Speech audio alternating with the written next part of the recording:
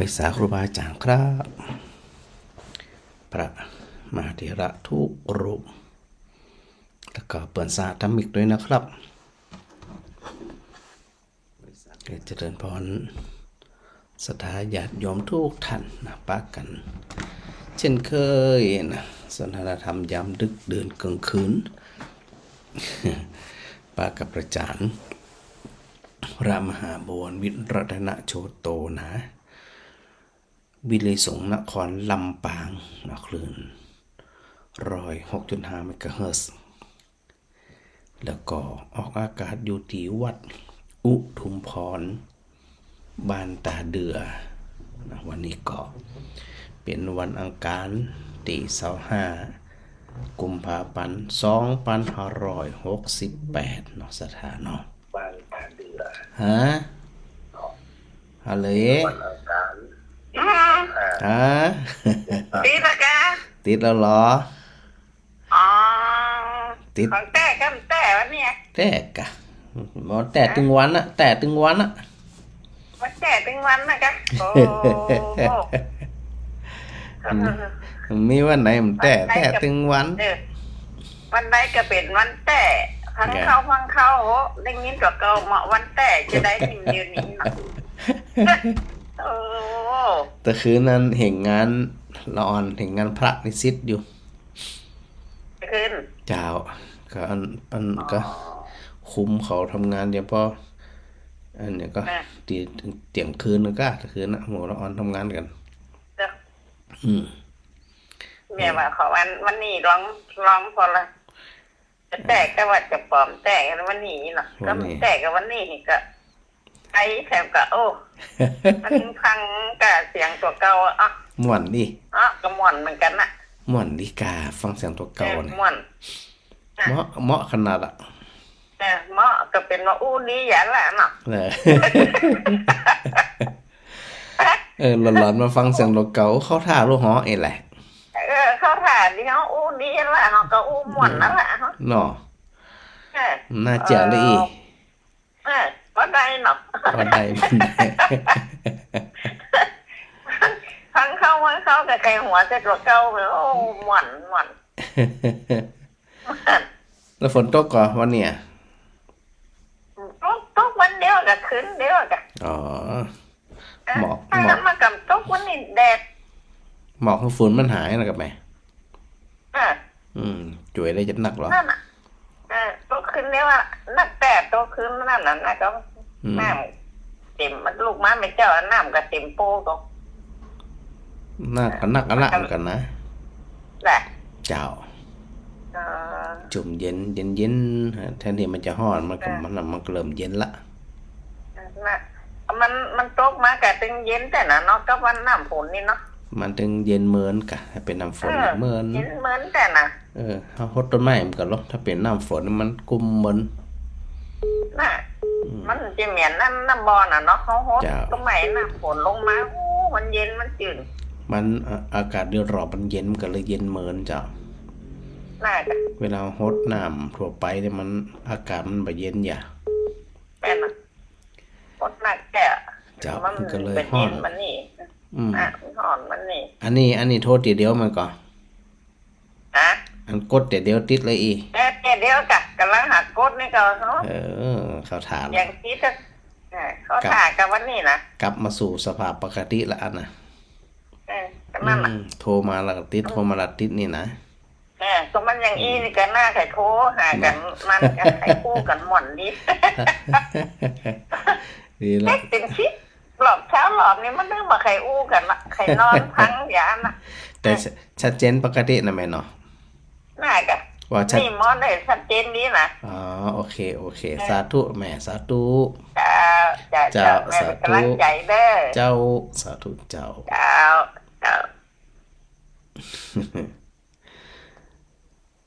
ในเมื่อแรกจะได้หูเนาะว่าสถาฟังพระอาจารย์อยู่ที่มุมไหนตรงใดเนี่ยจะได้หูว่ามันชัดบ่ชัดจะได้นะไม่อ้อยนมัสการเจ้าวันนี้ยังจะเป็นวัดวันนี้เป็นอย่างเป็นไม่อย่างวัดเจมวนเป็นไม่อย่าง อ้าวแล้วใครเป็นน่ะ มันเปลี่ยนขึ้นมา บอกมันไก่ไปให้เป็นไก่กันเนี่ย ก็บอกแล้วบอกเราอ่ะ มันจะเป็นว่าไก่มาไก่เนื้อวัดไหนอ่ะ แต่กะบอกเลยจะไปเป็นเนี่ยมาใกล้ค่านี่อีกอะห้ามจะชอบนะวัดเบิดมื้อนี่เนี่ยเอาคำตรงว่ามันท่องถ้าบอกว่ามันได้ยัดได้ดำนะวัดนี่นะ เดี๋ยวเดือนหน้านี่จะได้น้ำผึ้งหรอ มาแล้วอีกเป็นปัญหาเนี่ย น้ำผึ้งเดือนห้านี่จะมาเดือนนี้เดือนหน้านี่เดือนมีนานี่ ครับ กำลังจะขึ้นไปวันนี้วันถูก ที่ไหน พุ่นน่ะก็พุ่นร้อยพุ่นก็ในห้องสอนอย่างพุ่นน่ะก็ ใครไปเอา นะ ใครไปเอา โอ้เพิ่นมีคนไปเอาก็แล้ว จ้ะ อ่า เขาถามว่า น้ำผึ้งแต่น้ำเจนน้ำผึ้งปลอมนะ เจ้า เอาเข้ายาดีขนาดนั้นกินเนี่ย ไข่ได้ตึงหังมันนั่นน่ะที่มันมีน้ำหวานมันน่ะ แต่เอาได้อย่างคนร้อยคนไปขึ้นคนเดียวคน กะไข่ได้ตึงหังมาบีบเอาคนเดียวกะ ใจห่อใครได้ถึงทางมาบีบเอาคนเดียว ใครได้คนเดียวเด้อ เจ้า สักวันสักเดือนจะไปคุย เนาะ ทันนั้นอันนี้อ่ะ ทันเนี่ย ร้านน่ะ อ๋อ ทัน มัน ร้านน่ะ มันต้องไปหันกับตาไปบีบคนเดียวน่ะเนี่ยแต่เห็นไหม น้ำผึ้งแก้กับน้ำผึ้งปลอมจะยังเยอะกันเนาะ ว่าจะ เข้าไป กะ เข้าไปเต็มการนั่นแดงทั้งหางเลย กะ อันนี้คนใจแว่นๆน่ะยังอาจารย์ท่านแล้วนั่นกะ เจ้า เอาไปเขายาอ่ะ อย่างถึงอันก็ จะประหยัดหน่อยเนี่ย เจ้า สั่งบนแล้วบนว่าจะเอามาให้ สั่งถ้ามันมีนักซื้อมาให้จริงเรามาเอาตังค์ให้เอง เดี๋ยวมันนึงน่ะดีละชัดเจนนี่นะไหม ชัดเจนนี่เจ้า โอเคเจ้า นั่งพังมาได้กับปินเทพ นั่งพังมาได้กับปินเทพ วันนี้ของแต่ อันนี้ของแต่ เจ้าสาธุสาธุเจ้าง านวัดสามัคคีนี่ได้มานั่นถามคนได้มาอีกละ อันผูกเจ้า มันถูกมาถูกกัน อันผูกสถานหมู่อันสถานตาเดือมันจะไปฟ้อนด้วย อ๋อ จะปาศรัทธาไปอย่างไป ใต้มือกันนะกะ นะประมาณนั้นอ่ะ จัดการเดียวจะแล้วบ้านมอไปบ้านสามัคคีไป นะก็เดี๋ยวกระซายมือใส่กันไปใส่กันมานะกะ อันนี้ยังไม่ได้คำไปเลยหน้าทุกเจ้าหงยังได้หมุนดู มันแรงมันกะเดี๋ยวมีโอกาสแรงเข้าไปเนอะเดี๋ยวป้าพุ่นเนอะ เจ้า เจ้า ครับนมัสการนะเป็นกำลังใจให้เด้อเจ้า ส่วนอันของพระอาจารย์เนี่ยเป็นวันที่5นะสถานนะวันที่5วันหยาวันที่5วันพุธวันที่5อัน5ปุ่นนะ5อย่างก็5มีนาวันที่5มีนาเป็นวันพุธเนาะสถานเนาะ5มีนานี่เป็นวันพุธแม่บ่มบัวเย็น โอ้กลัวว่าใจของจริงอย่างนี้กันพอในเทศกับมี มีจะได้ ก็เป็นที่ที่อยู่เป็นอย่างว่าโทรศัพท์แม่มันหัวแม่กันพ อ๋ อ อ เลย เป็นอันวิทยุเป็นสดเจ้าเฟซออกอยู่เหรอ เจ้า เฟซออกอยู่ เรามีงานได้ก็ วันที่5เจ้า ที่5 มีนา ที่5มีนาเป็นวันพุธที่วัดอันพระแก้วเนอ วัดอย่างก็ วัดพระแก้วดอนเตา วัดพระเกียรติเต้าหรือว่าวัดอุทุมพร วัดอุดมพรเดี๋ยวก็ก่อยมาทำที่หลังเอามาพร้อมๆกันหลายๆอย่าง เจ้า เจ้าเอามาพร้อมกันหลายอย่างกะเนาะ ที่ว่าเทวัดหลอกวัดแล้วก็จะมีงานนี่นะ เริ่มพิธีเริ่มอันก็ช่างเปิ่นมาทำงานได้ 2-3 วันแล้วเจ้า เจ้า ก็คงจะบ่แล้ววันที่5นี่นะก็เนี่ยปุ่นอ่ะวันไปปะกันวันที่5ประมาณสักบ่ายโมงเนอะ เจ้า บ่ายโมงวัดพระแก้วดอนเตานะจะมีอัน เจ้า เจริญปัจเจริญพุทธมนต์กะหมดห้องสวดเชียนโตเอาเลิกเอาใช้เอาศีลเอาป้อนนั่นกะเนาะ เจ้า สถาไผสะดวกกับไปเนอ เจ้า เจ้าสาธุ เดี๋ยว แม่ ชวนหมู่กัน ได้เลยคนสะดวกปากันไปเลยเนอ เจ้า เจ้าสาธุแม่ เจ้าสาธุเจ้า เจ้าแม่เต้า เจ้า เจ้า เจ้าภาคนั่นไปถึงนั่นแหละ เจ้าเรียบร้อยแล้วเจ้า เจ้ามาแล้วกระทุกโดยผมมาถึงที่ อ๋อเรียบร้อยแล้วไหมเรียบร้อยแล้ว ฟังทุกทีฟังเป็นเทศ กะเดี๋ยวกระเทพอีก วันนี้วันการเมืองแก่วันนี้วันการวันที่15แม่นกะวันนี้วันอังคารเหรอ เจ้า ขอ บ่สุขภาพเลิก เจ้าสาธุโดยเหมือนกันแม่ ไหนที่ทำมาก็ตัวแพงไม่ออกก็ออกฟังสรุปพลาก็เล่นอินดูเล่นเนาะเกิดมาสมบูรณ์เกิดติดเรียน กะ นอนโรงพยาบาลอินดูละเนาะก็มันมาดีว่ะ ก็ได้แต่ส่งกำลังใจให้กันนั่นกะ เจ้าบุญเขาเลี้ยงไว้นะเราบุญเขาเลี้ยงนี้แต่ว่าเป็นของคนหายเด้อเจ้าไว้เนี่ย ส่งพลังบุญส่งกำลังใจกันไปให้กันเนอะ เจ้า เจ้าทีละอัน ตีนดึกมือเจ้าบอย เจ้าชัดเจนนี่นะแม่นะ เจ้าจะตีนดู เจ้าสาธุเจ้าสาธุเจ้าแม่บ่ขายแม่คำปันขจายหันแวบเข้ามาตะกี้ อันแม่น้อยมาก่อนแม่น้อยขึ้นมาก่อนเจ้าแม่น้อย เจ้า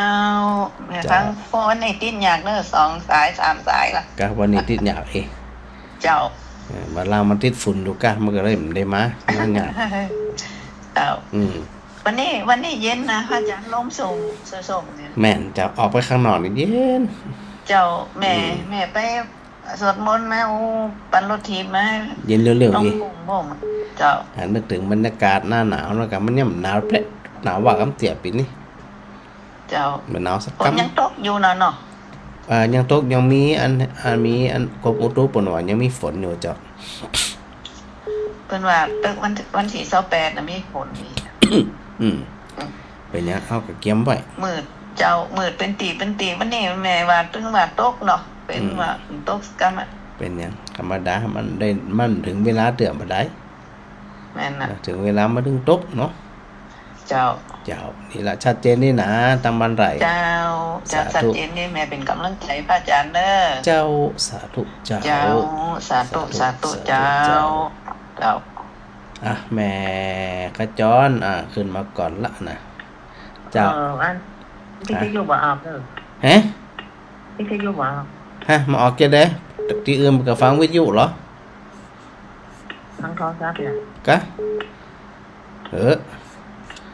โทรศัพท์เนี่ยวิทยุออก สัญญาณมันปกตินะนี่นะ เนี่ยวิทยุนี่ดีบุดบ้านอย่างมอ ฐานมันหมด ฮะ ฐานมันหมด ทำมันหมดกัน เจ้า ก็เดี๋ยวอันนี้ไฟร้านจ่ายมันชอบไปอย่างมาได้ น่าจะไฟมันบักเข้า นั่น เป็นสถานีอื่นก็เป็นเหมือนกันมันก็ เจ้า อันเนี้ยเป็นวิทยุแล้วล่ะต้องปิดก่อน มันจะวิทยุนั่นเนาะ เจ้าต้องปิดวิทยุเหี่ยถอดปลั๊กเหี่ยที่มันจังไม่นะถ้ามันชาร์จบัตรทิศอย่างบัตรทิศเนี่ยต้องถอดเจ้าอันนี้ชาร์จแบตอย่า ชอบแบต น่ะเวลามันบัตรทำงานดูว่าเวลาเราบัตรได้ฟังก็ถอดเหี่ยเนอะ เจ้า ชัดเจนนี่นะแม่ เจ้า สาธุเจ้าแม่มาไล่ ว่าเจ้าพระอาจารย์เจ้าพูดคำเดียวติดเลยเนาะท่านนี่เนาะบางคนกับคำเดียวบางคนมาก็เป็นหลายเตือนเหมือนกันนะมันเป็นจังหวะพระอาจารย์เจ้าแม่กำลังนั่งแก้บะขามอยู่แล้วก็พอดีครูพระอาจารย์กำลังที่เนาะ มันรถมะขามไว้อันน้องเพิ่นมาขึ้นมะขามบ้านเฮานี่เนาะก็เลยแบบไม่เอาแกะไปตัวไปให้น้องสาวร้านของลูกกรุงเทพมาเนี่ยเจ้าแกงส้มมันเจ้าดีละข้าอาจารย์เจ้าว่ายมแม่ฟังทั้งวันมาหน่อยชัดเจนดีนะเจ้าชัดเจนวันนี้ก็ชัดเจนนี่นะเจ้าชัดเจนดีเจ้าดีละชื่นใจเนาะเจ้าสาธุสาธุสาธุเจ้าฮะสาธาโตหัวจ้างฮะเจ้าวันนี้ป้าเจ้าอาวาสเนอะวันนี้เนอะป้ามาป้าอันหลวงพ่อเจ้าหลวงปู่เจ้าอาวาสเนอะ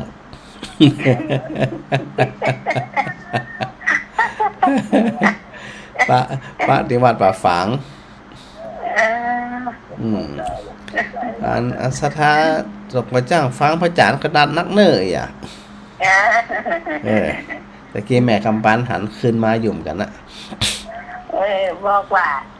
บอกให้ออกรายการอุ้ยเมาการตะกี้หันขึ้นอยู่อันต้องโทรมาใหม่เพราะว่ามันว่ามาหาดุมลีดาบอกให้ออกบอกรายการเอารายการได้ดังอัพจางโอ้ยรู้คนบัดแต่ต้องบอกว่าคนบัดแต่เนี่ยเนี่ยนะแม่นะว่าคนแต่คือที่สองหลอกมันอ่ะหยังเนี่ยกดไปจ้ะแต่คือไม่เป็นเทพไหมอันนี้เทพรู้ได้ไงอ่ะถ้าเป็นเทพเนี่ยมันจะบันไดฮับเลยเจ้าแม่บอกใครจะฟังอยู่อ๋อดีละสุขใจสบายใจเนาะเจ้าสบายใจดิหม่อนใจสบายใจน้อแม่น้อเจ้าสาธุเจ้า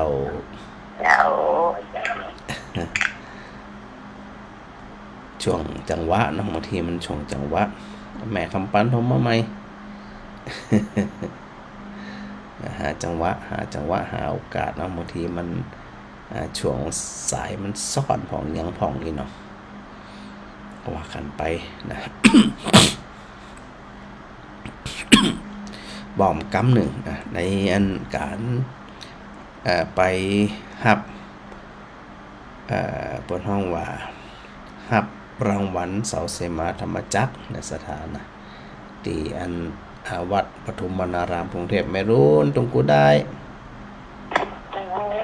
เจ้าหายไปจัดเมินแบบรุนเนี่ยไปจัดเมินฟังหน่อยแล้วกัน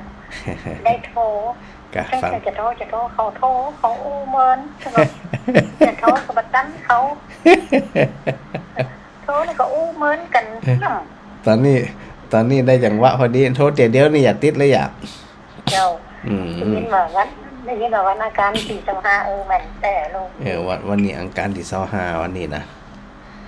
ของแต่วันนี้ไม่ใช่อันเทพไม่ใช่ของแห้งวันนี้นะแม่สบายดีนะไม่รุนสบายเจ้าพระอาจารย์สบายก็สบายดีขนาดสบายกายสบายใจฝนกับตกมันตกตะวานะกะตกตะคืนตะวาเจ้าก็ได้จุ่มเย็นขึ้นมาแบบจัดตั้งหรอเย็นวันนี้เย็นดีการจุ่มเย็นขึ้นมาก่อนก็หอมไปติ๊กๆเจ้าสาธุเจ้า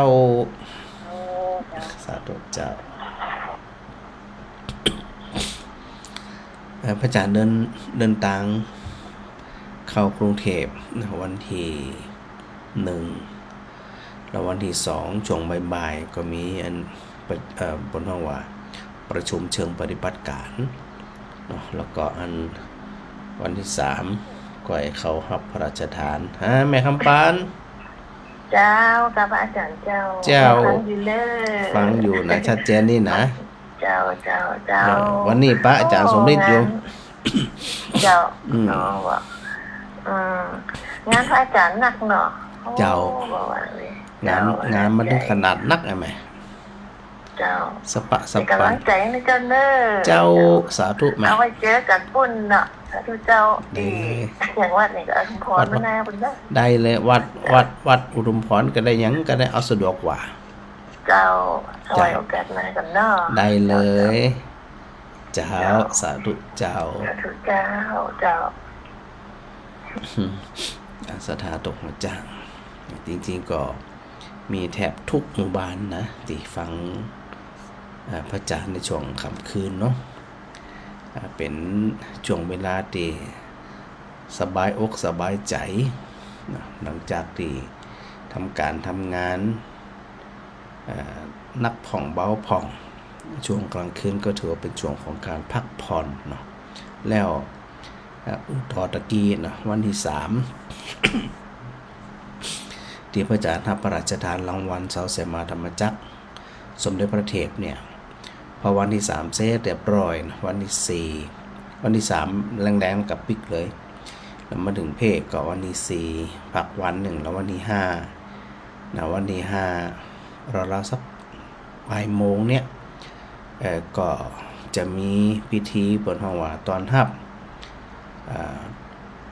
เสาเสมาธรรมจักรนะมี2ตนมีพระอาจารย์กับพระครูสิริรัตนโสภิตเนาะรองเจ้าคณะอำเภอเมืองในลำปางของเขาเนี่ยได้รับ2ตนในปีนี้ก็เลยไปประกอบพิธีที่วัดพระแก้วดอนเตาสุชาดารามซึ่งเป็นพระอารามหลวงเนาะสะดวกจะได้อย่างจะได้เดี๋ยวไปพบกันที่วัดพระแก้วก็ได้นะสถานะช่วงตีสักบ่ายโมงก็แล้วกัน บ่ายโมงก็บ่มีพิธีอย่างนักเพียงแค่ชยมงคลคาถาเนาะก็คืออันเชียนโตมีอันถวายจตุปัจจัยแก่ครูบาอาจารย์แล้วก็ถือโอกาสศรัทธาหลายคนหลายท่านมีจังฟ้อนจากบ้านตาเดือวัดอุดมพรไปต้วยนะก็ถือโอกาสได้บนห้องว่าการต้อนรับเสาเสมาธรรมจักรแล้วก็วัฒนธรรมลำปางเพิ่นก็จะมาร่วมประกอบพิธีในครั้งนี้ต้วยนะดังนั้นพอมีพิธีตรงนั้นเสร็จเรียบร้อยก็จะปิกวัดอุดมพรแต่ว่ายังบ่ได้เนี่ยอย่างเตือนนะที่อุดมพรนี่นะเอาไว้รอพร้อมๆกันทีเดียวเนาะหลายสิ่งหลายอย่างถือโอกาสได้ทำบุญพร้อมกันอันนี้เดี๋ยวสถาจะบอกว่าอันพระอาจารย์มาบอกบ่กล่าวนะ ว่าอันนี้ประกาศประชาสัมพันธ์ในสถานแล้วหาแม่บุญนัก เจ้า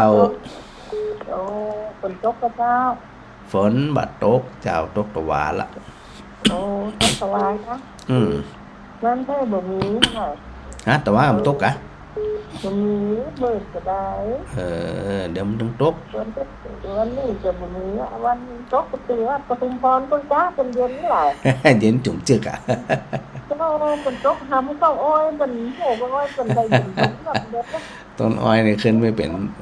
ป็น 2-3 ศอกแล้วก็ดูนี่นะจ้าเป็นเล่นเป็นอันมะป้องเป็นอันนั่นนะแกยังอยู่เป็นใบนี่นับใบจะไปตรงนั้นจะไปแวะโฟกันแล้วให้กินน้ำอ้อยปุ่นอันวัดศรีไตรภูมินู่นเจ้าอาวาสอันเปิ่นล่มก่อแล้วบัดนี้นะปะเลอะปะเต๋อไผอยู่แถวนั้นไปเอาได้วัดศรีไตรภูมินี่เพิ่นโทรมาตะกี้นี่มันได้จะไปได้หันมีบุญวาสนาเป็นให้มันขึ้นใหม่จะขึ้นใหม่อย่างใหม่ว่าโดยปกติอ้อยในปีนึงมันก็ออกดอกกับบัดล้ำละบ่หวานละบ่หวานเนาะบ้านเจ้าท่านเขาก้างอาจารย์เขาเนี่ยเป็นอันอันนั้นมันอ้อยนั่นอ้อยหีบอ้อยนีดอ้อยนีดคนเดียวมันเนาะเจ้าอันนี้มันอ้อยขั้นนั่นเนาะนั่นเนาะคนละอย่างกันเขาให้กันคนละอย่างเนาะถ้าเป็นอ้อยบ้านเพิ่นเป็นอ้อยกองเหงาอ้อยสิเขาอีเขาเที่ยวนั่นนะเจ้าวาดบอกว่าอันแจมาเอาอ้อยนี่ตัดแล้วโอ้ยตัดแล้วมาบอกอันเครื่องอันคั้นน้ำอ้อยยังไปซื้อน้ำเตี๋ยเนี่ย ให้กำลังใจเด้อเจ้าสาธุแบบบุญนะได้รับแค่กระจังที่โอนไปให้น่ะเจ้า เจ้า เรียบร้อยแล้วเจ้าสาธุตุ๋ย โอ้สาธุ สาธุเจ้า ขอบคุณที่กำลังใจ สาธุแม่ แล้ว สาธุเจ้า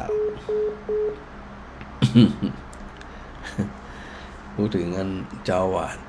พระคงเป็นที่พัฒนากรวัดเสียไตรภูมิเนาะหวานอาจจะได้ มาเอาหน่อยเอาจะได้ตัวตัดแล้วเครื่องขั้นยังไม่ได้ซื้อจ้าฮะเจ้าแม่จันดี ไหนไปเป็นคนคำชื่ออ้อย ฮะ อันเจ้าว่าไปเอาเหียเนี่ยปะเลอะอ่ะ เออ ตัด วัด แล้ว ปุ้นได้ปลาเลิกกันแหละ เจ้าสี วัด ได้ อันนั้นปุ้น สีได้ภูมินี่น้ำดีดินปะเลอะตีปะเลอะสีได้ภูมินี่น้ำกับปะเลอะเจ้าแต่คืนนี้ว่าอาจารย์เอาเทพอันยำหูออก ก็ ตั้ ไม่ ง ได้ แต่ปีในปีแดงหูวันนี้วันที่หนึ่งวันอันอย่างก็วันว่านะวันจันทร์ที่หนึ่งเองโอ้ไปว่าเอาเทพออกทำหม้อไอ้กะ สถาจะไม่หูไงว่ามันเป็นเทพกำใจว่ากันไป จันสบายดีแหละ เจ้าสบายดีไหมสบายดี เจ้าอาจารย์สุขภาพของเด้อ สาธุขอบคุณจัดหลายเนอเจ้าสาธุเจ้า แม่งไปไหนได้นี่มันเจ็บหัวเข่านี่ กะมันต้องไปไปมาเมินละเดินแถวนั้นนะกะโมปุ่นจะป้าไปแอวปุ่นทั้งปุ่นอันโมมาต่อจะป้าไปแอวทั้งจังหวัดเลยอย่างคนนี้มันได้ไปตะปุ่นนี่ เป็นอย่างอันส่งกำลังใจ เจ้า ส่งกำลังใจไปกันเนอะ เนาะ เจ้าจะได้กับรักษาสุขภาพนะเจ้าสาธุ สาธุเป็นกำลังใจให้เด้อ เจ้าสาธุเจ้า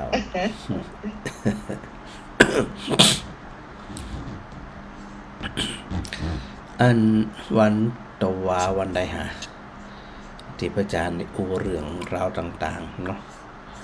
โดยเฉพาะอย่างยิ่งนะในเรื่องของนั้นที่พระอาจารย์ได้บอกมาในแต่ละวันที่ผ่านมาเนี่ยนะฮัลโหลไผ พระจ่าเจ้า เจ้าไผ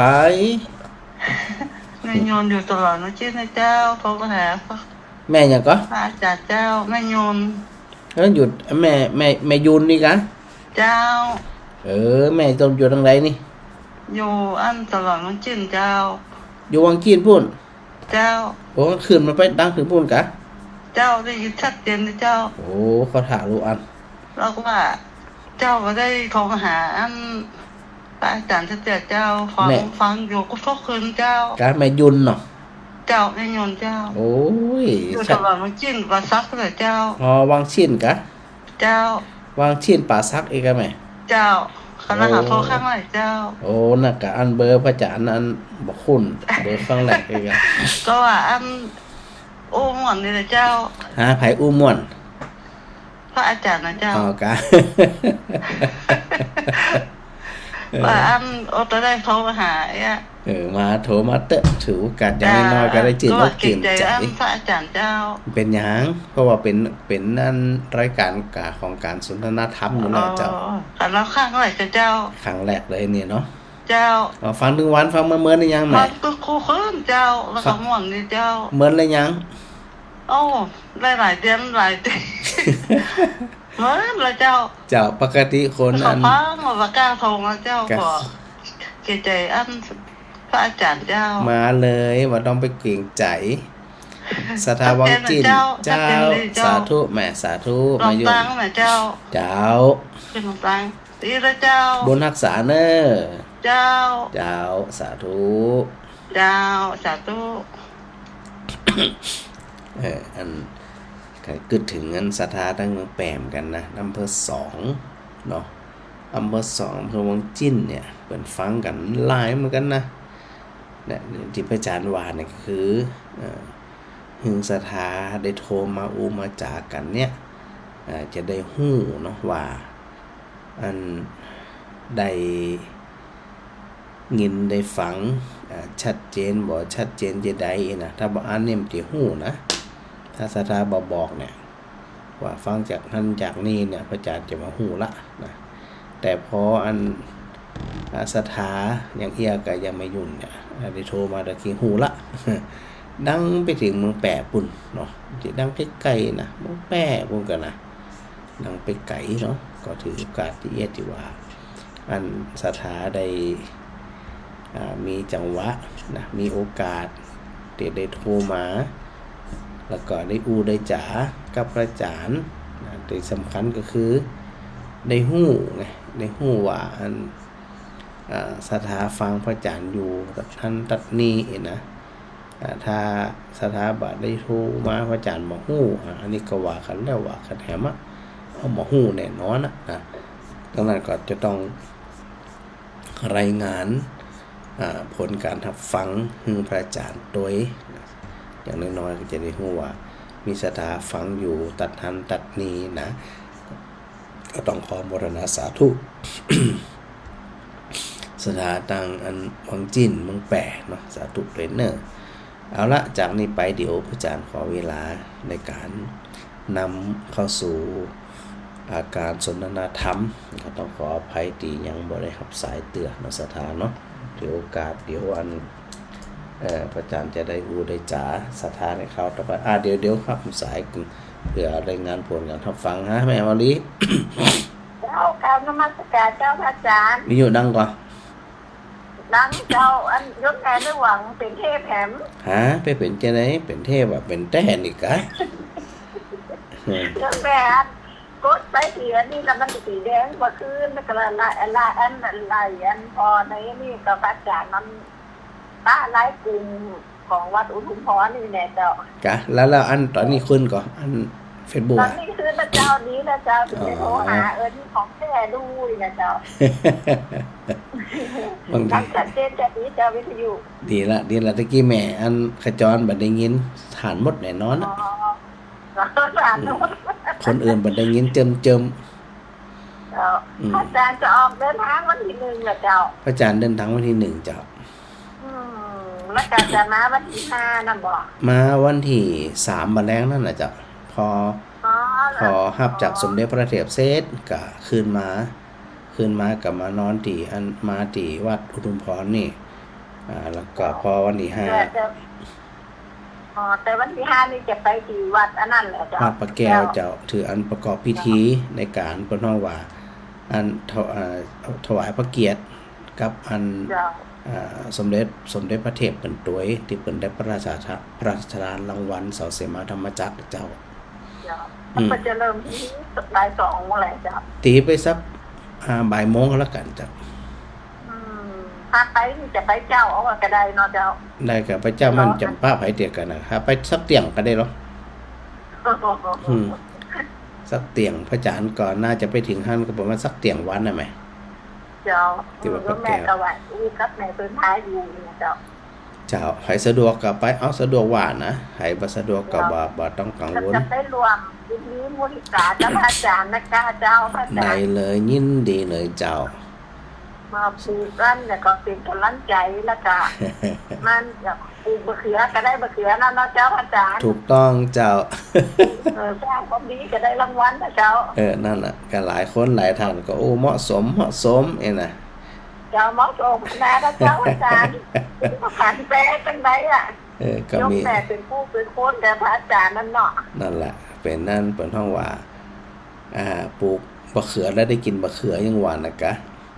เจ้านั่นเนาะปลูกบักแข้งได้กินบักแข้งแม่นทำได้ปลูกไปได้กินยังเนาะเจ้าทำจะได้ก็ได้จะถ้าโยมแม่ป้าน้ำเสียงเคียงถามของอาจารย์เอาของพระสมณพุทธเจ้ามาเผยแต่โยมแม่ก็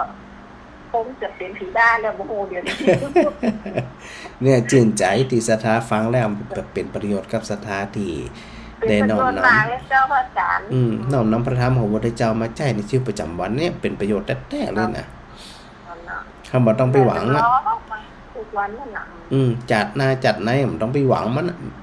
เจ้าบ่ต้องหวังเจ้าอยู่แค่กันนะที่ว่าเฮาจะไปเกิดเป็นอีหยังขอจัดนี่จัดหน้ามันเป็นเรื่องของอันผลของบุญที่เฮาได้ทำแต่ว่าจัดนี่เนี่ยเฮาต้องสุขใจเฮาต้องหูตันเฮาต้องอยู่ได้เนี่ย แม่นเจ้าพระอาจารย์ ถ้าจนชาติปัจจุบันเนี่ยเขามีความสุขกายสุขใจเข้าใจธรรมมันก็จะมีอย่างแล้วนะต้องอู้ถึงนะเจ้าเข้าใจธรรมชาติตัวเนาะเจ้าพระอาจารย์แม่นจะมีไอ้หยังก็จะมีเงินมีทองมีทรัพย์สินมีหยังก็จังแต่ถ้าหากว่า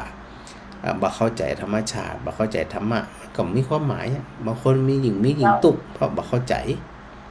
แม่นเนาะบางคนเปิ้นหญิงมีเปิ้นหญิงสุข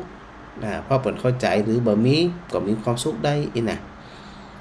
เพราะว่าความสุขทางใจถ้าบ่เข้าใจธรรมะอาหารปากสิความสุขมันสิความสุขอย่างถาวรน่ะเจ้าพระอาจารย์แม่นก็รู้กันเนาะรู้กันทะเลาะเบาะแว้งกันเค้นฆ่ากันอย่างเฮาหันกันนี่กะ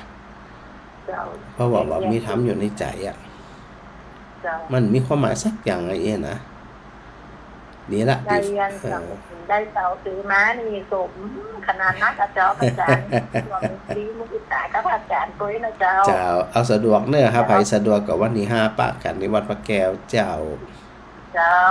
สาธุแม่สาธุเจ้าแต่ทั้งนี้ทั้งนั้นเอาสะดวกว่านะจะว่าอันบ่สะดวกแล้วก็ดันดนมาเนี่ยใจนะที่ไก่ที่พระอาจารย์อู้อยู่ทุกครั้งไปนะว่า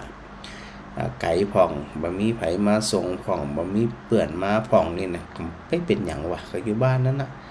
โมทิตาจิตก็คืออันแสดงความยินดีตัวอย่างตัวเรียกะสุขใจบางทีมาละเป็นห่วงเป็นใยไงคนกับมาไก่บางทีผู้เฒ่าผู้แก่หลายคนนะขี่มอเตอร์ไซค์เขาเวียงก็มี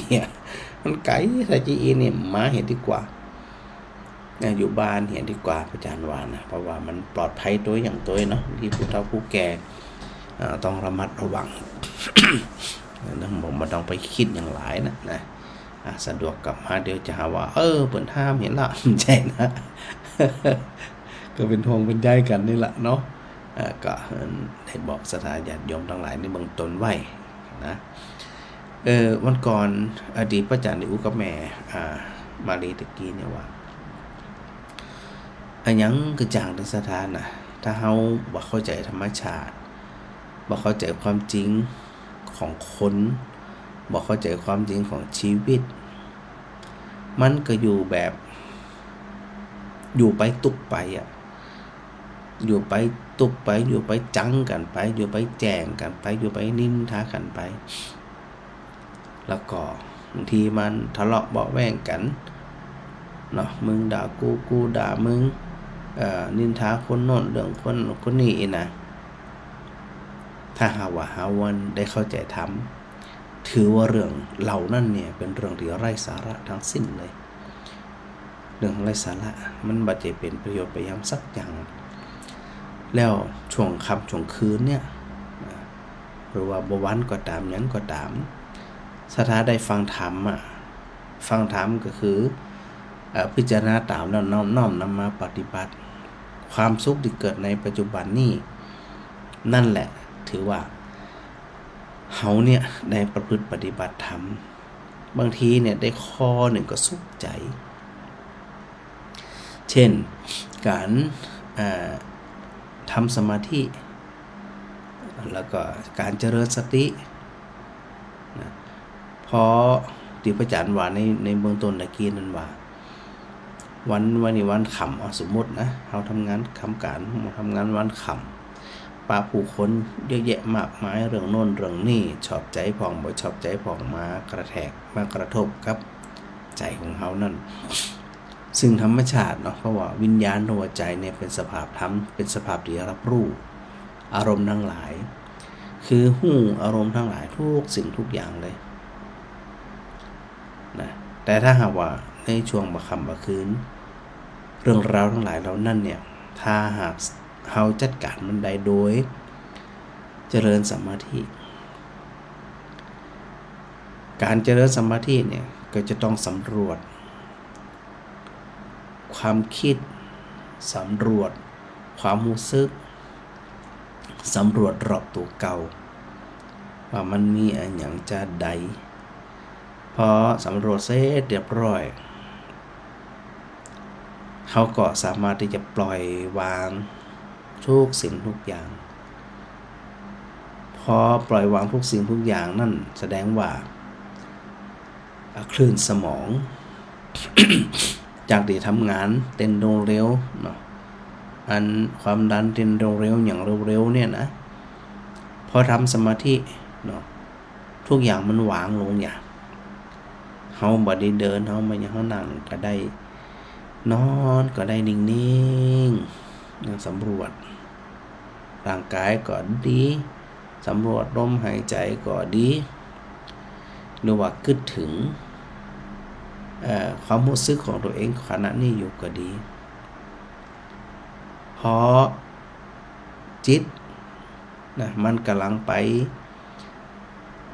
ใส่ใจในปัจจุบันเรื่องราวในอดีตบ่มีโอกาสเข้ามาโผล่ให้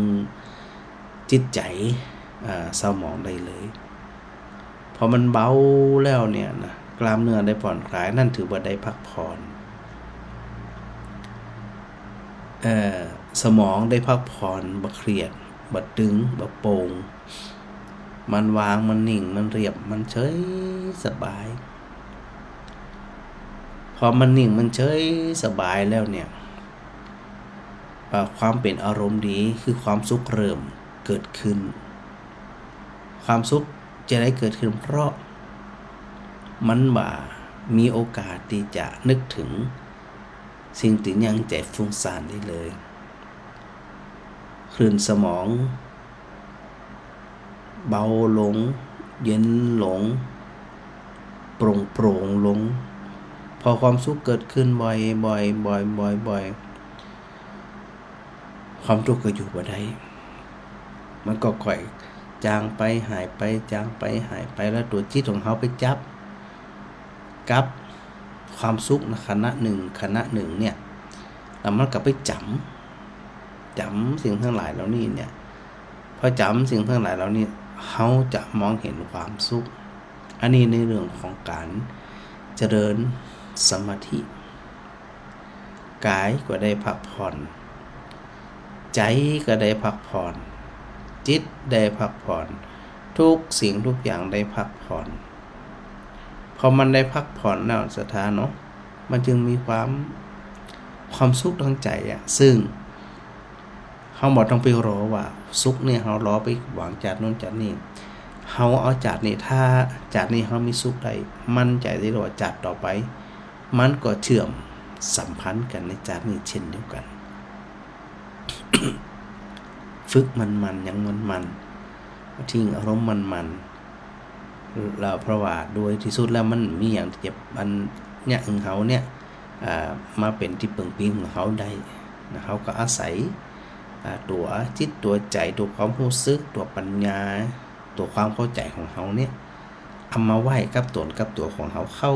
ใจอย่างกระจ่างและถ้าสมมุติว่าขณะที่เขานั่งอยู่ก็ดีนอนอยู่ก็ดีเนาะสถาใดเจริญสติคือการระลึกรู้ตัวนะรู้ตัวหมดว่าขณะนี้เนี่ยเฮานั่งอยู่จะได้เฮานอนอยู่จะได้เฮาหายใจอยู่จะได้ไปเห็นเนาะไปเห็นความรู้สึกเฮาก็ได้ว่าโอ้ขณะนี้เนี่ยจิตมันเป็นที่จิตมันเรียบเฉยจิตมันเบาจิตมันสบายหรือว่ามีเรื่องราวอย่างต่างๆความมากระทบแล้วมากระทบหรือยังมันมากระทบรู้สึกหรือยังรู้สึกแล้วรู้สึกแล้วจะได้เรื่องที่มันมากระทบนั่นเนี่ยมันยังอยู่ก่อมันมาอยู่แล้วถ้าหากว่ามันเฮามีความรู้สึกของมันยังอยู่เนี่ยแสดงว่าสติสติที่เฮาไปกำหนดเนี่ยบ่ชัดเจนพอความจริงมันดับไปมันยุดไปมันตายไปทุกสิ่งอย่างมันมีอย่างที่จะเกิดขึ้นแล้วก็ตั้งอยู่ตลอดไปได้พอตัวสติเกิดขึ้นที่ตัวปัญญาคือความเข้าใจว่ามันเป็นที่รู้มันเหมือนกับเฮาหนังอันนาฮ้อนเนี่ยเนาะหนังปืนต้นไม้มันมีเงาเนี่ยเขาจะคิดว่ามันจะอยู่ตลอดได้ก็บ่ได้แต่จริงๆที่เขาซึ่งว่ามันเมินเพราะอย่างเพราะว่าการโคจรของดวงอาทิตย์ก็ดีโคจรของโลกก็ดีจริงๆมันเร็วมากนะ แต่โดยหนึ่งจะว่ามันเรียกไก่เขาจึงมีความรู้สึกว่ามันอาจจะเหมือนน้อยหนึ่ง10 นาที20 นาทีครึ่งชั่วโมง1 ชั่วโมงถ้าเป็นต้นไม้ใหญ่ๆนะแต่ในความเป็นจริงนั่นน่ะเงาทุกเงาที่มันเกิดขึ้นเมื่อใดมันดับไปเหมือนนั้นสมมติว่าเขาอยู่สักชั่วโมงหนึ่ง3 ชั่วโมงถ้าหากว่าเขาอยากที่จะให้เงาอยู่หรือว่าอ้อนวอนให้เงาอยู่กับตีหนังให้หนังหุยหนังเสียอกเสียใจว่าโอ้ยเขาเนี่ยเป็นคนมีบุญรู้เนาะต้นไม้ก็มาให้เงาเขาเหียคือกำเดียวกับไปเหียเนี่ยนั่นแสดงว่าเขาเข้าใจความจริงที่มันเกิดขึ้นถ้าหากสมมติว่าเขาจะอาศัยเงาหามได้ก็ง่ายไปตามเงานะกะ แต่โดยที่สุดเราจะได้กระจ่างต่อศรัทธาตะวันตกดินเมื่อใดเงาบ่มีเหมือนนั่นสมมุติว่าเขากำลังอาศัยเงานะในสภาพธรรมอื่นๆก็เช่นเดียวกัน มันมีอะไรอย่างที่มันเกิดขึ้นแล้วมันตั้งอยู่อันนี้เป็นห้องว่าตัวสติปัญญาเกิดมันจะเป็นประโยชน์กับศรัทธาต่อเมื่อเขาไปเข้าใจที่อีกแต่คนมาเข้าใจมันเจตอันเนี่ยพอมันยึดถือแล้วมันมีความอาฆาตมีความพยาบาทมีการจองเวรกันเกิดขึ้นแล้วก็บรรดาปุถุชนทั้งหลายเนี่ยมันจะมีความเข้าใจสภาพธรรมอย่างละเอียดล้อเนี่ยมาได้มันจึงอยู่แบบหลุ่มๆดอนๆอยู่แบบตุกตัวสุกตัวอยู่แบบมีปัญหาสารพัดสารเพเพราะบอกเข้าใจเรื่องราวต่างๆที่เกิดขึ้นที่พระอาจารย์บอกศรัทธาบางคนนี่ห่วงจะหวั่นห่วงวัดห่วงว่าวัดค่าไปยังไม่ยุ่งไม่ได้เนี่ยตายไปกับเขาผมจะเอาวันเผาวัดเผาโบสถ์เผาเจดีย์ไปตัวอย่างไหนน้อยนะศรัทธาก็เหมือนกันก็เขาก็ไปยึดไปถือไปมันจนนั้นทะเลาะเบาแวงกันนะเรื่องเป็นเรื่อง ส่วนท้ายต่างคนต่างไปหมดนะ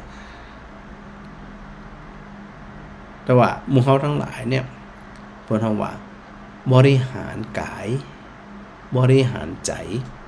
เนาะบริหารกายบริหารจิต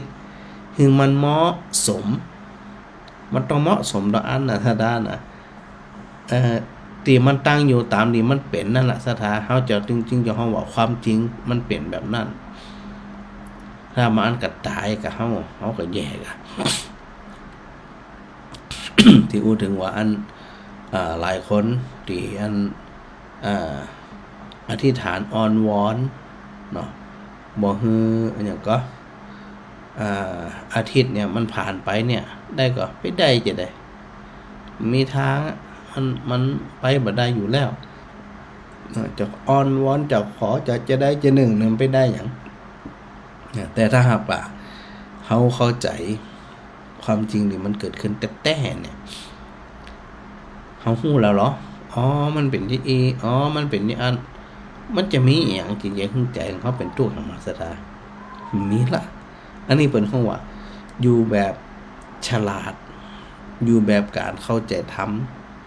ตามที่มันเกิดขึ้นการเข้าใจธรรมเนี่ยมันบ่ได้จำแนกคนเฒ่าคนแก่คนหนุ่มคนสาวคนทุกข์คนจนบ่เกี่ยวกันเลย ก็สภาพความเข้าใจธรรมมันเป็นการเข้าใจแบบสติปัญญานะเข้าใจแบบสติปัญญาอย่างที่พระอาจารย์อู้นะครับอันคนที่จะกินข้าวไม่ใช่ว่าคนเฒ่าเราอันกินเราก็อิ่มใจอย่างเราอ่อนกินแกอิ่มคนแก่กินแกอิ่มคนทุกข์กินแกอิ่มคนจนกินแกอิ่ม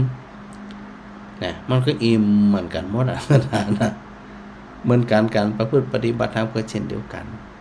ถ้าไปเข้าใจแบบนี้แล้วเขาถึงจะห้องว่าเป็นผู้ที่เข้าใจธรรมเขาเข้าใจธรรมประโยชน์เกิดขึ้นจะได้ประโยชน์เกิดขึ้นกับตัวเขาทันทีเขาบอกเครียดละอย่างเกิดขึ้นก็เราจะได้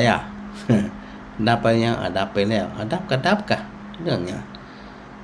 แล้วก็เรื่องไม้มากระแทกไม้ก็จ้างมันอย่างเขาก็ทำหน้าที่บริหารเขา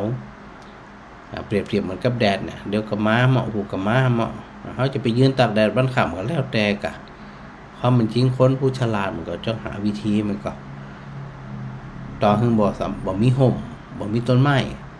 ก็บ่จำเป็นจะต้องไปอยู่แดดเสมอไปนี่จองเหรอก็ใบไม้รู้อันหยังก็จางเด้อเป็นผ้าปั้นหัวผ้าขาวม้ากะอันหยังกะเนี่ยมันปกได้หมดบรรเทาความร้อนได้มันจะว่าโอ้ยเฮาเนี่ยเป็นกรรมเป็นเวรอย่างกับข้าวปล้นปลาเหลือถึงจะต้องมาฮ้อนอีกบ้านถ้าเป็นภาษาเมืองของเขามันซึ่งตึงกะฮ้อนเนี่ยมันหาวิธีเช่นเดียวกันนะสถานนะการอยู่ใต้ร่มเงาของพระธรรมขององค์สมเด็จพระสัมมาสัมพุทธเจ้าก็เช่นเดียวกันนะอันอย่างที่มันเป็นทุกข์เขาก็หาวิธีแล้วเราจะได้มันเป็นทุกข์เราห้ามมีวิธีการจะได้เขาจะปรับจะได้เขาปรับได้ก็เขาก็ปรับได้แล้วพอเขาปรับได้แล้วไผสุขเขาสุขทันทีมันต้องรอจานหน้าก่อนมันต้องรอเดี๋ยวนี้ตอนเนี้ยเขามีความสุขแล้วนั่นพยายามปรับสถานเนี่ยพระอาจารย์สุขใจนะที่หมู่เฮาทั้งหลายฟังแล้วสามารถที่จะเข้าใจความจริงของชีวิตเข้าใจความจริงของธรรมชาติตามกำลังหมู่เฮาทั้งหลายนั่นไม่ใช่อวดอ้างว่าหมู่เฮาทั้งหลายเนี่ยเก่งยานที่มันใจนะหมู่เฮาเป็นบุรุษชนเนี่ยมันอยู่ที่ว่าความได้เปรียบเสียเปรียบมันอยู่ที่ว่าไผฮู้ตัวได้เร็วกว่ากันณขณะนั้นนะมาหัวบ่ไผจะดีไผจะบ่ดีมาหัวตัวไว้ตัวมันละแต่เฮาทั้งหลายก็ต้องเข้าใจตัวเก่าอยู่เสมอว่าเมื่อใดก็ตามอารมณ์เข้ามากระทบถึงชอบถึงบ่ชอบแล้วเฮาเข้าใจสิ่งนั้นที่มันเกิดขึ้นแล้วมันดับไปจะได้พองประดุจดังเราพระอริยสงฆ์สาวกที่เปิ่นได้ประพฤติปฏิบัติเปิ่นเข้าใจจึงบ่มีความอโทมนัสจึงบ่มีความตุกตั้งใจไงสถานะแล้วนั่นก็จ้องหมู่เฮาทั้งหลายเนี่ยจะได้บ่ต้องเสียเวลาฟังแล้วเอามาใช้ในชีวิตประจำวันทันทีเลยนะเฮาถือโอกาสได้ฟังธรรมแล้วน้อมนำมาประพฤติปฏิบัติสิ่งที่จะเกิดขึ้นมันก็เกิดขึ้นที่ความเข้าใจนั่นเป็นถึงว่าผู้ที่มีสติปัญญาเนาะเปิ้นจึงมีความเข้าใจเดียวเร็วแล้วสุขใจเดียวเร็วแล้วก็ทุกข์บ่สามารถที่จะอยู่กับเปิ้นได้เหมือนได้เลยเฮาก็ต้องปรับจิตเช่นเดียวกันนะสถานะแม่สมสอนโยเสนานี่เป็นคนแรกเลยที่ตักประจานมาวันนี้สาธุนะแม่บัวทองแม่บัวตองอินสุวรรณนี่จากพะเยา ชัดเจนดีนะทางเฟซนะยมเพนนะยมเพนกาฟังนมัสการพระอาจารย์มาอันปอยงหยุดมณีวานนะสาธุพระอาจารย์สาธุนะยมจันเรืองสุขใสการนมัสการท่านพระอาจารย์สาธุนะยมจันเทืองสาธุเนอ แม่บัวทองทาแก้วนะแล้วเจ้าเอาแกงอย่างนะแกงยวกมาอันถวาย สาธุได้เนื้อแกงเมียงนะ สาธุแต่เมเทียนแก้วหนองย่างพังวันพระมัสการพระอาจารย์สาธุชัดเจนดีเนอร์นะยมชุติการรอดพยัญมัสการพระอาจารย์ฉากไม้ดอกไม้งามนะดอกบัวดอกปนหอดอกอย่างก็ที่พระอาจารย์บอกดอกกมุดนะ ดอกป่านก็บ้านเฮาเนาะแม่พิสมัยสีเจ็บทำรงนมัสการพระอาจารย์ดอกไม้ดอกแง่แต้ๆนะแม่รอสวดมนต์เอาวันพรุ่งนี้วันพระมาแน่ใจว่าพระอาจารย์จะปิกมาตันหรือไม่เนื่องจากว่าวันพรุ่งเนี้ยจะปาสถาไปที่วัดตาวิมลเนาะเปิ่นมีงานประเพณีเปิ่นปาสถาไปอย่างไปเนี่ยมันแน่ใจว่าจะปิกมาตันปัตันเนาะวันนี้วันพรุ่งนี้ศรัทธาส่วนมากเปิ่นก็จะไปร่วมงานพุ่น คงบ่ามีใครที่จะมาสวดมนต์ตัวเนาะเดี๋ยวพร้อมกรรมหนึ่งนะสถานนะวามกรรมเนาะถ้าตันก็ว่าบ่ตันก็ว่าไปตามนั้นเลยสถานแม่กับสีนะแม่กับสีขันแก้วนมัสการพระอาจารย์ฟังตึงวันปะหลวงบุญญาเดชที่ธรรมาเนี่ยนมัสการพระอาจารย์แม่เสาค้ำปั่นทวงด้วยครับ ขอเมตตาฮึงปอนด้วยครับฮึงหายจากพยาธิเจ็บไข้ได้ป่วยแม่สาวคำบรรณวงศ์เป็นอย่างหายเร็วๆเน้อเสียกระถาเป่าพวก หายเน้ออันแม่สาวคำเน้อบ้านแม่ทะสาธุปหลวงสาธุโดย โยมคำสุโยธินนมัสการอาจารย์มาด้วยสาธุด้วยนะแล้วก็อันแม่อันสุนันทานะนมัสการพระอาจารย์มาสาธุแม่สุนันทากาดีแม่กับแก้วสีอินแก้วนี่รับชมอยู่เนิ่นแม่อัญชันวงจังเงินสาธุโดยโยมชนิดาโยมต้อยนะสาธุนะแล้วก็เมื่อไรจะจัดงานมุทิตาเดี๋ยวแจ้งอันเวลามีฉลองก็ก่อยมาว่ากันที่วัดอุทุมพรมาสถานเนาะเราพร้อมมาได้ก็ว่ากันเหมือนนั่นนะสถานนะแม่รำไพไว้สาพระจานนี่สาธุโดยเนาะก็ถือโอกาสแบ่งเวลานะสถานนะช่วงหลังๆพระอาจารย์ก็เร่งงานนั้นเวียนนิพนธ์ของนิสิตของลูกศิษย์โดยนะแล้วก็ของงานของพระอาจารย์ด้วยงานวิจัยตัวงานสปะนะช่วงนี้ก็เตรียมสอบมีการแนวมีการติวมีการหยังหลายเรื่องหลายราวสถานนะถึงภาระงานนี่มันแน่นหนาปะฮับเนาะงานราชงานหลวงส่วนวัดอุทุมพรศาลาเป็นการได้มาจบมาเตรียมพื้นที่นะคูดอย่างเรียบร้อยเพื่อจะเทพื้นตีพระจันทร์ได้ระดมทุนในคราวนั้นนะแต่ตอนนี้ก็ยังสามารถทำบุญได้อยู่นะตารางเมตรละ499 บาทวันพรุ่งนี้ก็น่าจะเริ่มเทได้ละเนื่องจากว่าวันแรกก็ขูดอันสไตล์ขูดปูนที่เกยปูไว้ก่อนซึ่งมันบ่เปียงกันสูงต่ำก็เลยอันสลาที่เป็นมหับเหมาได้ขูดเนาะได้ขูดแล้วก็ปรับพื้นที่เวลาน้ำมาจะได้บ่ขังแล้วก็พื้นที่ที่มันอันชำรุดสุดโทรมไป ปูนแตกผ่องยังผ่องอีนะก็ปรับเสร็จเรียบร้อยเนี่ยพอเสร็จเรียบร้อยเดี๋ยวก็จะถ่ายสถาพรก็ว่ามันงามจะได้ สถาได้รวมทำบุญกันที่ผ่านมาเนาะก็อย่างที่พระอาจารย์บอกว่ายังสามารถทำบุญได้อยู่เนื่องจากว่ามันมีอยู่ปันกว่าตารางเมตรสถานนะปันกว่าตารางเมตรแล้วก็อันใจงบประมาณพอสมควรอยู่เนาะโดยทั่วไปก็คือเวลาเขาวัดเขาวาเนี่ยจุดสำคัญก็คือมันสะอาดเรียบร้อยบรกหูบรกตาถึงปรงบานถึงพูนน้ำถึงสอดท้อเนาะแล้วก็สำคัญอย่างยิ่งก็คือศรัทธาว่าจะเป็นกลุ่มแม่บ้านกลุ่มอสมกลุ่มผู้สูงอายุหยังต่างๆเหล่านี้เนี่ยเปิ่นเวลามีงานพระอาจารย์ต้องการพัฒนาเมื่อใดเนี่ยเปิ่นมากันพร้อมหน้าพร้อมตาช่วยกันปึ๊ดปัด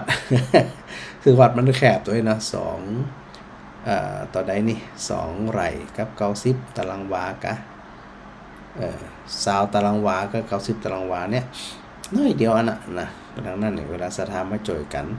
ปุบปับกำเดียวนะมาขนท่านใหญ่นี่นะแล้วนั่นเนี่ยวัดต้องสะอาดเดี๋ยวพอเสร็จเรียบร้อยพระอาจารย์ก็อาจจะมีกระถางต้นไม้ตั้งไว้เป็นจุดเนาะเข้ามาแล้วมันจะได้ใบแห้งที่มันมีปูนอย่างเดียวมันดูแล้วมันดูแล้วมันจะได้มันแห้งๆแข็งๆนี่แหละมีต้นไม้มีผุ่มไม้ที่สามารถเคลื่อนย้ายได้อย่างใดเนี่ยเนาะเนี่ยเย็นตาเย็นใจแล้วก็อิจฉาหลายๆวัดนะครูบาอาจารย์หลายๆวัดอย่างวัดศรีไตรภูมิเนี่ยเนื้อที่เป็นนักปลูกต้นไม้ใหญ่ๆอย่างใหญ่ๆเนี่ยโอ้จุ่มเย็นแล้วก็น้ำสะดวกสบายพระอาจารย์ได้ติดตั้งไว้ทุกมุมของวัดศรีไตรภูมิเนี่ยสามารถจะเปิดน้ำตั้งใดก็ได้ถึงหมดสถานนะแล้วใจโซลาร์เซลล์ตัวน้ำพร้อมดินพร้อม ส่วนวัดตาเดือวัดอุทุมพรเนี่ยพื้นที่ที่อยู่ปัจจุบันเนี่ยมันแคบก็พยายามปรับเนาะปรับเท่าที่มันจะปรับได้ที่อย่างบอกตะกี้ว่าต้องโมทนาสาธุกับศรัทธาญาติโยมทั้งหลายตัวเวลาพระอาจารย์บอกอย่างตัดทันตัดนี่เป็นพร้อมใจกันนะทำการปุ๊บปั๊บกำเดียวบางทีพระอาจารย์ก็ไม่ได้อยู่ตัวนะไปทำศาสนกิจนอกปัดผ่องที่อื่นผ่องนะแต่ว่าพอได้บอกได้กล่าวศรัทธาเป็นเข้าใจเนาะช่วยกันทำพร้อมกับเจ้าพระสงฆ์องค์เนรที่อยู่ด้วยกันนี่ก็ช่วยกันเป็นหูเป็นตาช่วยกันดูแลสุขใจชื่นใจสะอาดใจนะว่าสะอาดเวลาเขาเข้ามาก็สะอาดตาสะอาดใจมันมองลึกไปที่อันความสุขทางใจของศรัทธาญาติโยมตัวอันนี้ก็ก่อยไปก่อยปรับก่อยหยังไปตามกำลังบัดนี้เฮงบัดนี้หีบเนาะศรัทธาเนาะเอาละวันนี้ก็เหมือนเดิมเนาะพระอาจารย์ก็จะหึงอันศรัทธาได้ฟังเทปสักกึ่งหนึ่งฟังสดสักกึ่งหนึ่งก่อน ถ้าจะได้ก็ค่อยว่ากันไปตามปกตินะศรัทธาเนาะโมทนาสาธุที่สำคัญก็คือกราบขอบคุณครูบาอาจารย์พระมหาเถระ ที่มันฟังกันตึงวันก็มีนะหลวงปู่อันปาประตูต้นพึ่งเนาะหลวงปู่อันนรงค์อันนี้เป็นก็ฟังแทบตึงวันนะศรัทธานะแล้วก็หลวงปู่พระครูอุดมศิริทัศน์นะวัดศรีภูมิตาสมปอยอันนี้เป็นก็ฟังตึงวันเหมือนกันเนาะช่วงใดเวลาปะกันไปนึงอู้เรื่องที่พระอาจารย์อู้นะแสดงเหมือนฟังแท้นะแล้วก็เปิดสาธมิกภิกษุสงฆ์สามเณรหลายๆที่หลายๆแห่งก็มักจะแซวกันผ่องยังผ่องมาได้จัดรายการมานี่หามาได้จัดแล้วน้ออีนะFC นักแตะนักว่าศรัทธานักแตะนักว่าเห็นนะก็ต้องขอบพระคุณตัวเองถือว่าเป็นการให้กำลังใจกันเนาะแล้วก็ส่วนศรัทธาญาติโยมตีมาได้โทรมาซึ่งมีจำนวนนักเนี่ยก็โมทนาสาธุโดยศรัทธาฟังแล้วสุขใจสบายใจอาจารย์ก็ดีใจตัวชื่อว่าการทำงานของแต่ละรูปแต่ละตนนั่น ได้ทำหน้าที่เต้าตีอันกำลังของตัวเองจะพึงมีได้แต่ทุกรูปทุกนามนั่นต่างบ่ได้นิ่งเฉยเนาะทำตามตีตัวเองถนัดในสถานเนี่ยก็ช่วยกันอยู่วัดใกล้วัดไหนก็ไปดูแลวัดนั้นดูดีๆอย่างดีๆนะเราก็ถือว่าวัดเป็นสมบัติกลางไม่ใช่ของวัดไม่ใช่ของทุกเจ้าไม่ใช่เป็นของศรัทธา เป็นของหน้ามูนะเวลาดูแลก็ช่วยกันดูแลหน้ามูทีเนาะวัฒนาสาธุเจริญพรศรัทธาญาติโยมทั้งหลายกูคนเนอะเดี๋ยวก็ดีมีสุขบุญรักษามีความเจริญในธรรมกันตลอดไปอโมทนาสาธุ